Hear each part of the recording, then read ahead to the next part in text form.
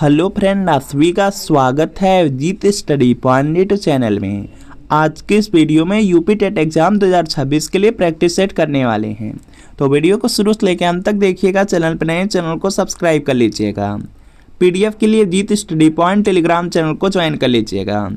आज की क्लास में बाल विकास और हिंदी के 60 प्रश्न करने वाले हैं। अगर इन 60 प्रश्नों में से आपके 40 प्लस प्रश्न बिल्कुल सही होते हैं तो आप यूपी टेट एग्जाम को काफ़ी अच्छे स्कोर से पास कर सकते हैं। तो आज की क्लास से कितने प्रश्न बिल्कुल सही हुए हैं यह कमेंट आप जरूर कीजिएगा। आज की क्लास का आपका सबसे पहला प्रश्न है, जो बालक स्कूल के जीवन के मध्य में अपनी आयु स्तर की कक्षा से एक नीचे की कक्षा का कार्य करने में असमर्थ हो वह हैं, तो वह मानसिक रूप से मंद बालक कहलाते हैं। तो यहाँ पर आपका ऑप्शन नंबर बी वाला बिल्कुल राइट आंसर है। जो भी बालक अपनी आयु स्तर की कक्षा से एक नीचे की कक्षा का कार्य करने में असमर्थ होता है उसको मानसिक रूप से मंद बालक कहा जाता है। इसके बाद देखेंगे अगला प्रश्न है, एक शिक्षक को स्कूल में प्रथम बार आए विशेष आवश्यकता वाले बच्चे के साथ करना चाहिए। तो यहाँ पे इसका राइट आंसर हो जाएगा, जो बच्चा होता है बच्चे के अभिभावक से सहयोगी योजना की चर्चा करना चाहिए। तो यहाँ पर आपका ऑप्शन नंबर जो सी वाला है, सी वाला बिल्कुल यहाँ पे राइट आंसर है। अगला प्रश्न आपके सामने है, शैक्षिक भ्रमण अधिगम के लिए आवश्यक साधन क्यों है। जो आपका शैक्षिक भ्रमण होता है वह अधिगम के लिए आवश्यक साधन क्यों है। तो यहाँ पे इसका राइट आंसर हो जाएगा, भ्रमण के स्थान के प्राप्त जो ज्ञान होते हैं वह अस्थायी होते हैं। जो आपका यहाँ पे शैक्षिक भ्रमण का मतलब होता है जो घूमने से आपको अधिगम मिलता है, जो आप घूमने से कुछ सीखते हैं। तो घूमने के स्थान से जो भी आप यहाँ पे आपको प्राप्त ज्ञान होता है वह जो ज्ञान रहता है वह अस्थायी रहता है। तो यहाँ पे क्या होगा, डी वाला बिल्कुल यहाँ पे राइट आंसर है। अगला प्रश्न आपके सामने है कि किसी बालक की वास्तविक आयु 8 वर्ष है और मानसिक आयु 12 वर्ष है तो उसकी बुद्धि लब्धि होगी। तो यहाँ पे जो फार्मूला है फार्मूला आप लोग लगाएंगे और यूपी टेट एग्जाम में बिल्कुल फिक्स है, या तो आपसे कोई फार्मूला पूछा जाएगा या यहाँ पे बुद्धि लब्धि वाला ही फार्मूला पूछा जाएगा, या तो आपसे इस तरह के डाटा देकर के क्वेश्चन किए जाएंगे। तो इसको आपको याद रखना है कि जो बुद्धि लब्धि है, बुद्धि लब्धि का जो फार्मूला है इसको आपको जरूर याद रखना है। बुद्धि लब्धि का फार्मूला है कि मानसिक आयु बटे आपका यहाँ पे वास्तविक आयु है और यहाँ पे गुणे में सब है। यहाँ पे वास्तविक हो जाएगा और वास्तविक आयु और इनटू में आपका यहाँ पे सब है। तो यहीं पर बस आपको सिर्फ डाटा रख देना है। तो यहाँ पे देखेंगे मानसिक आयु आपको दिया गया 12 वर्ष दिया गया है, तो यहाँ पे बुद्धि लब्धि बराबर 12 कर दीजिए। वास्तविक आयु यहाँ पे दिया गया 8 वर्ष, तो 8 लिख दीजिए और 100 से आपको क्या करना है, गुणा कर देना है। तो यहाँ पर देखेंगे 4 से डिवाइड हो जाएगा। 4 से यहाँ पर देखेंगे आपका 4 से यह देखेंगे 25 बार में डिवाइड हो जाएगा और यह देखेंगे 2 बार में डिवाइड हो जाएगा और 2 से यह 6 बार में डिवाइड हो जाएगा और 25 का 6 में गुणा करेंगे तो 150 आएगा। 150 देख लेंगे किस ऑप्शन में दिया गया है, 150 दिया गया है ऑप्शन नंबर डी में, तो डी वाला राइट आंसर है। और इस तरह का क्वेश्चन आएगा तो आराम से आप लोग कर लेंगे, 1 नंबर बिल्कुल फ्री में आपको मिल जाएगा। चलिए यहाँ पे देखते हैं नेक्स्ट प्रश्न है कि प्राथमिक कक्षाओं में विषय वस्तु की निरस्ता दूर करने के लिए शिक्षक को उपयुक्त शिक्षण नीति का उपयोग करना चाहिए वह है। देखिए दिया गया जो प्राथमिक कक्षा होती हैं, प्राथमिक कक्षाओं में विषय वस्तु की निरस्ता दूर करने के लिए शिक्षक को उपयुक्त शिक्षण नीति का उपयोग करना चाहिए। तो वह क्या होगा, आपका खेल और मनोरंजन की नीति होगी। खेल और मनोरंजन की नीति होगा, तो यहाँ पे सी वाला राइट आंसर है। अगला प्रश्न आपके सामने है कि क्रियात्मक अनुसंधान का प्रमुख कार्य है। तो यहाँ पे इसका राइट आंसर हो जाएगा, स्थानीय समस्याओं का समाधान करना। जो क्रियात्मक अनुसंधान है उसका प्रमुख कार्य होता है कि जो स्थानीय समस्याएं हैं उसका समाधान किया जाए। तो यहाँ पर बी वाला राइट आंसर है। अगला प्रश्न आपके सामने है कि एक शोधकर्ता के रूप में आप निम्नलिखित में से कौन से शीर्षक को अनुसंधान प्रस्ताव में सम्मिलित नहीं करेंगे। तो यहाँ पे इसका राइट आंसर होगा, देखिए अनुसंधान समस्या की पृष्ठभूमि इसको शामिल करेंगे, अनुसंधान का उपकरण इसको भी शामिल करेंगे, अनुसंधान के लिए मूल विस्तृत व्याख्या तो यह नहीं होगा, अनुसंधान की परिकल्पनाएं इसको भी शामिल करेंगे। तो आपसे पूछा जा रहा है किसको सम्मिलित नहीं करेंगे, तो यहाँ पे सी वाले को सम्मिलित नहीं करेंगे, तो सी वाला राइट आंसर है। अगला है कि संवेगात्मक रूप से अभिप्रेरित बच्चों की मुख्य विशेषता है। तो यहाँ पे इसका राइट आंसर हो जाएगा उनका अति प्रक्रियात्मक स्वभाव होता है। जो संवेगात्मक रूप से अभिप्रेरित बच्चे होते हैं उनकी विशेषता है कि उनका अति प्रक्रियात्मक यहाँ पे स्वभाव रहता है। तो यहाँ पे ए वाला राइट आंसर है। अगला है निम्नलिखित रिक्त स्थान के लिए सही उत्तर का चयन करें। यहाँ पे क्या फिलअप होगा वही आपसे पूछा जा रहा है, तो सभी लोग प्रयास करेंगे और इसका राइट आंसर करेंगे। तो यहाँ पर देखेंगे, देखिए जो ब्लूम्स डोमेन्स ऑफ लर्निंग है, यहाँ पे जो ब्लूम्स का यहाँ पे जो ब्लूम्स थे उन्होंने यहाँ पे जो शैक्षिक है, जो शिक्षा है या जो शैक्षिक है, उसके 3 उद्देश्य दिए थे। एक तो आपका था संज्ञानात्मक था, दूसरा आपका यहाँ पे मनोप्रेरणात्मक शिक्षा था और तीसरा भावात्मक शिक्षा था। तो वही यहाँ पर आपसे पूछा जा रहा है। यहाँ पर देखेंगे हो जाएगा आपका यहाँ पे संज्ञानात्मक दिया गया है, मनोप्रेरणात्मक दिया गया है, तो एक आपका हो जाएगा भावात्मक हो जाएगा। तो यहाँ पे सी वाला राइट आंसर है। सी वाला क्या होगा आपका यहाँ पे राइट आंसर हो जाएगा। इसके बाद देखते हैं नेक्स्ट प्रश्न आपका दिया गया है, निम्नलिखित में से कौन सा चिंतन अनुसंधान से संबंधित है। तो यहाँ पे इसका राइट आंसर होगा, देखिए जो चिंतन अनुसंधान है उसमें देखेंगे परंपरागत चिंतन, वैज्ञानिक चिंतन, विकेंद्रीय चिंतन, सबके सब आ जाएंगे। डी वाला राइट आंसर होगा। अगला प्रश्न आपके सामने है कि तर्क, जिज्ञासा तथा निरीक्षण शक्ति का विकास होता है। तो यहाँ पे इसका राइट आंसर होगा, देखिए जो आपका तर्क हो गया, जिज्ञासा हो गया, जो निरीक्षण शक्ति है, इनका जो यहाँ पे डेवलपमेंट होता है, विकास होता है, वो 11 वर्ष की एज में होता है, 11 वर्ष की आयु में। तो सी वाला राइट आंसर है। अगला प्रश्न है कि किसने कहा एक व्यक्ति का दूसरे व्यक्ति से आंतरिक सार्वभौमिक यहाँ पे घटना जान पड़ती है। तो यहाँ पे इसका जो राइट आंसर है यह देखेंगे आपका हो जाएगा यहाँ से टायलर ने कहा था। टायलर ऑप्शन नंबर ए में दिया गया है, ए वाला आपका राइट आंसर है। इसके बाद देखेंगे नेक्स्ट प्रश्न आपका दिया गया है यहाँ पे, सीखने की खेल विधि उपयोगी है। तो यहाँ पे इसका राइट आंसर हो जाएगा बाल्यावस्था हेतु। सीखने की जो खेल विधि है, खेल विधि सिर्फ आपकी बाल्यावस्था में यूज होती है। तो यहाँ पे ए वाला बिल्कुल राइट आंसर है, उसके लिए उपयोगी है। और बाल्यावस्था 6 से लेकर के 12 वर्ष के बच्चे होते हैं। अगला है यहाँ पे कि निम्नलिखित में से कौन सी मूल्यांकन की प्रविधि है। तो यहाँ पे इसका राइट आंसर होगा, देखिए जो मूल्यांकन की प्रविधि है उसमें प्रश्नावली होता है, मत सूची होता है, साक्षात्कार भी होता है। तो यहाँ पे डी वाला राइट आंसर होगा, ये सब के सब हो जाएंगे। अगला देखेंगे प्रश्न आपका दिया गया है यहाँ पे, एक शिक्षक दिया गया है यहाँ पे गद्य व सब्जियों, यहाँ पे दिया गया है गद्य व सब्जियों फलों के चित्र का उपयोग कर अपने विद्यार्थियों के साथ चर्चा करता है। विद्यार्थी विवरण से जोड़कर पोषण के तथ्यों को सीखते हैं, इस दृष्टिकोण का आधार है। तो यहाँ पे इसका राइट आंसर हो जाएगा, यह आपका होगा कि सीखने का क्रिया प्रस्तुत यहाँ पे अनुकूलन है।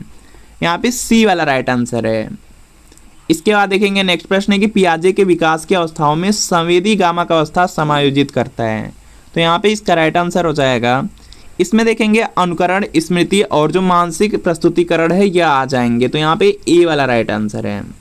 अगला है शैशवा अवस्था होती है। तो यहाँ पे इसका राइट आंसर होगा, इसमें देखेंगे शैशवा अवस्था दिया गया है। और ऑप्शन के अकॉर्डिंग अगर देखा जाए तो यहाँ पर हो जाएगा, यहाँ पे जो शैशवा अवस्था होता है वह आपका यहाँ से वैसे देखेंगे 0 से 2 वर्ष होता है, लेकिन यहाँ पर देखेंगे इनके अकॉर्डिंग यहाँ पे जो बाल विकास की जो मुख्यतः अवस्थाएं हैं उसमें देखेंगे 0 से 6 वर्ष का होता है। और इसमें देखेंगे 5 वर्ष तक दिया गया है, तो यही वाला आपका राइट आंसर हो जाएगा। इसमें भी देखेंगे जो बाल विकास की मुख्य अवस्थाएं हैं उसमें देखेंगे 0 से 6 वर्ष होता है। 0 से 6 वर्ष में शैशव अवस्था, उसके बाद 6 से 12 बाल्यावस्था, उसके बाद 12 से 18 किशोरावस्था होता है। तो इसमें बेसिकली यही वाला पूछा जा रहा है। तो यहाँ पे क्या होगा, ए वाला राइट आंसर होगा। अगला है निम्नलिखित में से कौन सा कथन असत्य है। तो इसका देखिए आपको सही जवाब बताना है। दिया गया अक्षम व्यक्तियों के प्रति विपरीत विचार एवं भावना बच्चा बड़ों से सीखता है। तो पहला तो यहाँ पे गलत है। इसके बाद देखेंगे विशेष आवश्यकता वाले बच्चे दूसरे क्षेत्रों में कार्य करने में अक्षम होते हैं। तो यह भी आपका गलत है। शारीरिक अक्षमता वाला बच्चा मानसिक अक्षमता नहीं रखता है। यह देखेंगे आपका सही दिया गया है। आपसे क्या पूछा जा रहा है, गलत वाला पूछा जा रहा है। तो यहाँ पे ए वाला भी गलत है, बी वाला भी गलत है। तो ए और बी दोनों गलत हैं। तो यहाँ पे डी वाला राइट आंसर होगा। अगला प्रश्न है कि विद्यार्थियों की उपलब्धि का मूल्यांकन करने के लिए शालाओं में उपयोग में आने वाली विधियां हैं। तो यहाँ पे इसका राइट आंसर हो जाएगा परिमाणात्मक एवं गुणात्मक विधि। ऑप्शन नंबर जो बी वाला है, बी वाला राइट आंसर है। अगला है कि आशा 14 वर्ष की आयु में वह सब कार्य करती है जो अधिकतर 6 से 7 वर्ष के बच्चे करते हैं। आशा की यह अवस्था का कारण है, तो यहाँ पे इसका राइट आंसर होगा मानसिक अक्षमता है। ऑप्शन नंबर ए वाला राइट आंसर है। अगला है व्यक्तिगत निदान विधि का उपयोग विशेषता है, तो यहाँ पे इसका राइट आंसर हो जाएगा दुर्बल बालकों के अध्ययन में किया जाता है। ऑप्शन नंबर यहाँ पे सी वाला बिल्कुल राइट आंसर है। अगला है कि सीखने का स्थानांतरण है, तो यहाँ पे इसका राइट आंसर हो जाएगा सीखी हुई वस्तु का अन्य परिस्थिति में जो प्रयोग होता है उसी को सीखने का स्थानांतरण कहते हैं। तो यहाँ पर आपका ऑप्शन नंबर सी वाला राइट आंसर है। अगला है व्यक्तिगत भिन्नताओं के मापन की सर्वोत्तम मापनी है, तो यहाँ पे इसका राइट आंसर होगा अंतराल मापनी। ऑप्शन नंबर यहाँ पे बी वाला राइट आंसर है। अगला प्रश्न है कि विद्यार्थी और शिक्षक के बीच की एक संवादात्मक प्रक्रिया जो उनके सीखने के वातावरण में बदलाव लाती है वह है, तो यहाँ पे इसका राइट आंसर होगा मूल्यांकन और आकलन हो जाएगा। यहाँ पे ए और बी दोनों हो जाएगा, तो यहाँ पे सी वाला राइट आंसर है। अगला अध्ययन की दृष्टि से व्यक्तिगत विभिन्नताओं का महत्व है, तो यहाँ पे इसका राइट आंसर होगा विद्यार्थियों का समरूप समूहों का में वर्गीकरण। सी वाला राइट आंसर है।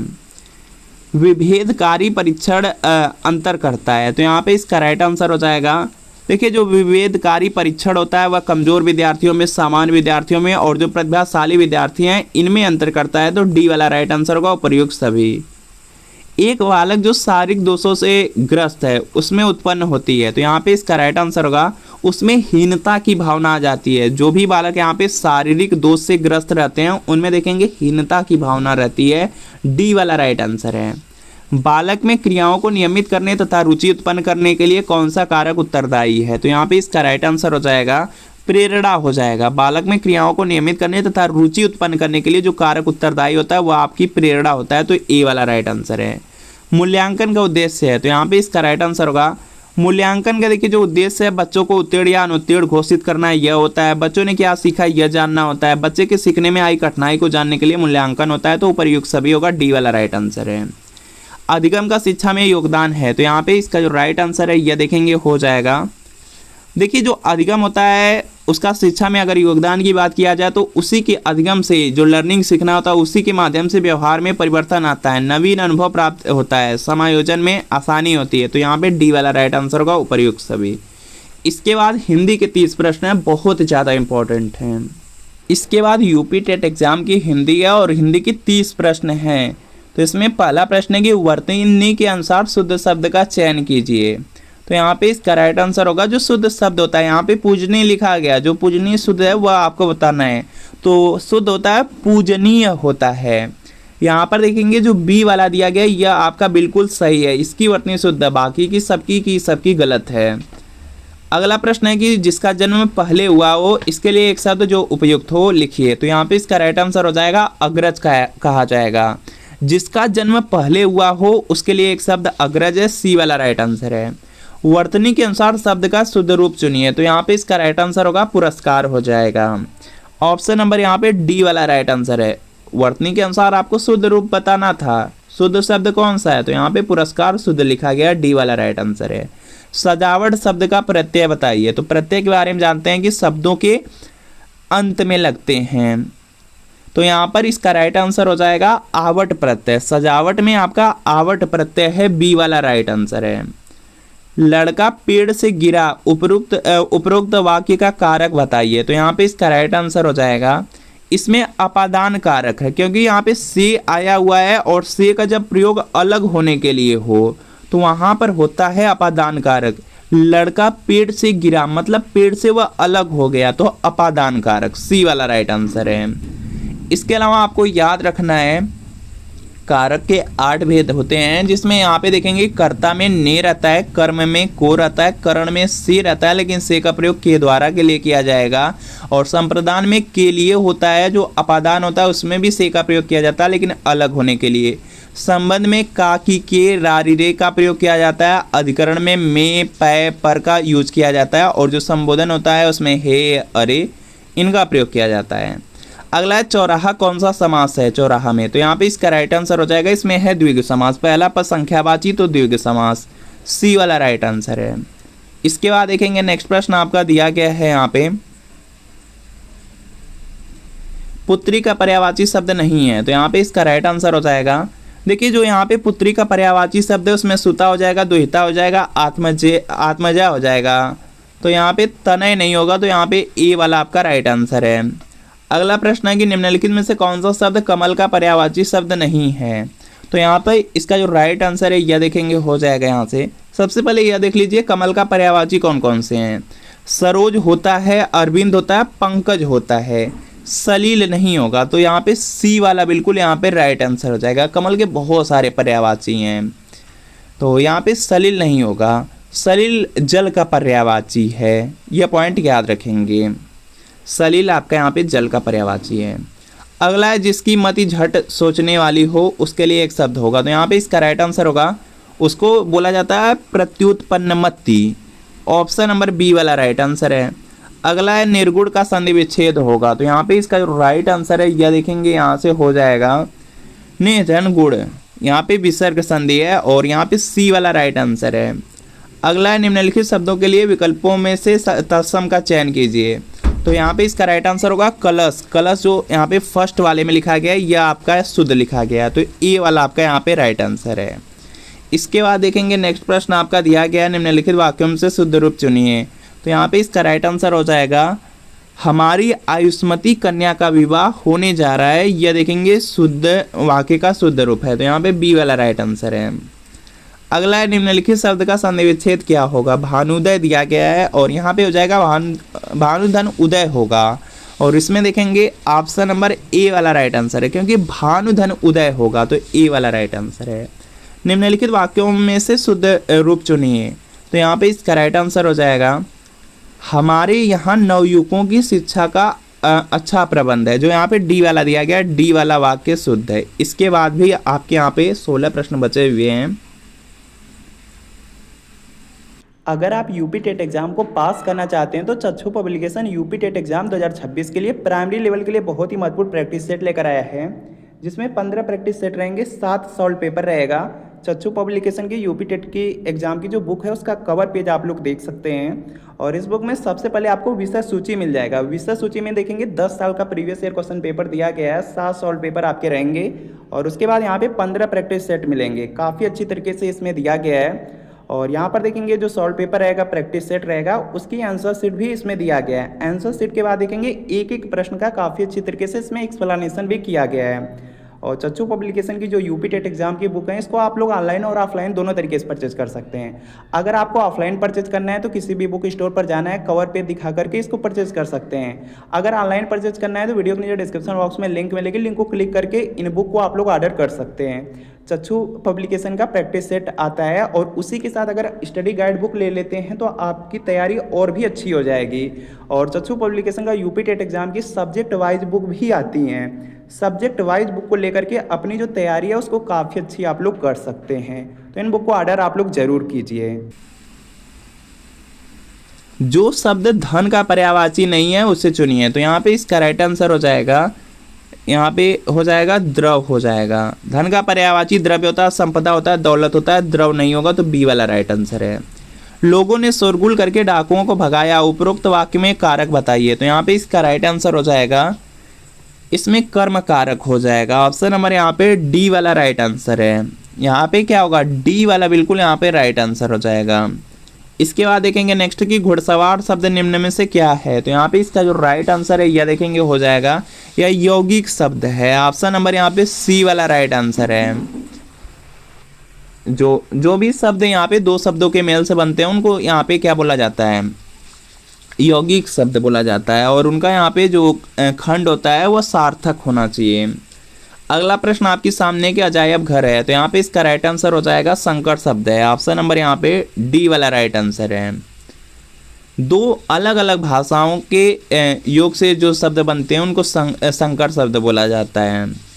अगला है कि आचार का विलोम शब्द है, तो यहाँ पे इसका राइट आंसर हो जाएगा, आचार का हो जाएगा अनाचार हो जाएगा, बी वाला बिल्कुल राइट आंसर है। अगला प्रश्न आपके सामने कि दुस्साहस शब्द का उपसर्ग चुनिए। तो यहाँ पे इसका राइट आंसर होगा दुस्स हो जाएगा, ऑप्शन नंबर ए वाला राइट आंसर है। अगला प्रश्न आपके सामने कि जगन्नाथ किस संधि का उदाहरण है। तो यहाँ पे इसका राइट आंसर होगा व्यंजन संधि हो जाएगा। जगन्नाथ शब्द में व्यंजन संधि है, ऑप्शन नंबर ए वाला राइट आंसर है। अगला देखेंगे मोर का तत्सम शब्द होगा। तो यहाँ पे इसका राइट आंसर हो जाएगा मयूर हो जाएगा, ऑप्शन नंबर यहाँ पे जो बी वाला दिया गया है, बी वाला बिल्कुल राइट आंसर है। अगला है कि अभिशाप शब्द में उपसर्ग चुनिए। तो यहाँ पे इसका राइट आंसर होगा अभि हो जाएगा। उपसर्ग के बारे में जानते हैं, शब्दों में आगे लगे होते हैं, तो डी वाला बिल्कुल राइट आंसर होगा अभि। वर्तनी के अनुसार शुद्ध रूप का चयन कीजिए। तो यहाँ पे इसका राइट आंसर हो जाएगा यहाँ से ईर्ष्या हो जाएगा। ईर्ष्या जो शुद्ध रूप से लिखी गई है वह ए वाले में लिखी गई है, तो ए वाला राइट आंसर है। अगला चंद्रमा का पर्यायवाची शब्द चुनिए। तो चंद्रमा का पर्यायवाची होता है यहाँ पे निशाकर होता है, ऑप्शन नंबर ए वाला राइट आंसर होगा। चंद्रमा के बहुत सारे पर्यायवाची हैं, चांद होता है, चंद्र होता है, हिमांशु, सुधाकर, राकेश, शशि, निशापति भी होता है। तो यहाँ पे क्या होगा, ए वाला राइट आंसर हो जाएगा। इसके बाद देखेंगे नेक्स्ट प्रश्न आपका दिया गया है यहाँ पे महादेव का पर्यायवाची शब्द चुनिए। तो यहाँ पे इसका राइट आंसर होगा महादेव का पर्यायवाची चंद्रशेखर होता है, और चंद्रशेखर दिया गया है आपके ऑप्शन नंबर यहाँ पे सी वाले में, तो सी वाला बिल्कुल राइट आंसर है। अगला प्रश्न आपके सामने कि यथाशीघ्र शब्द का समास बताइए। यथाशीघ्र में होगा अव्ययी भाव समास, ए वाला राइट आंसर है।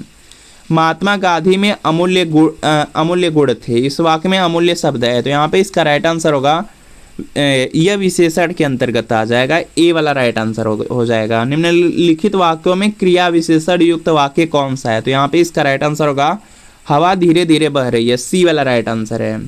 निम्नलिखित में योगरूढ़ शब्द चुनिए। तो यहाँ पे इसका राइट आंसर हो जाएगा चक्रपाणी हो जाएगा, ऑप्शन नंबर यहाँ पे जो बी वाला राइट आंसर है। तो फ्रेंड आपको बताना है कि इन 60 प्रश्नों में कितने प्रश्न बिल्कुल सही हुए हैं, या कमेंट आप जरूर कीजिए। वीडियो अच्छा लगा वीडियो को लाइक करिए, चैनल पर नए चैनल को सब्सक्राइब कर लीजिए। मिलते हैं फ्रेंड नेक्स्ट वीडियो में।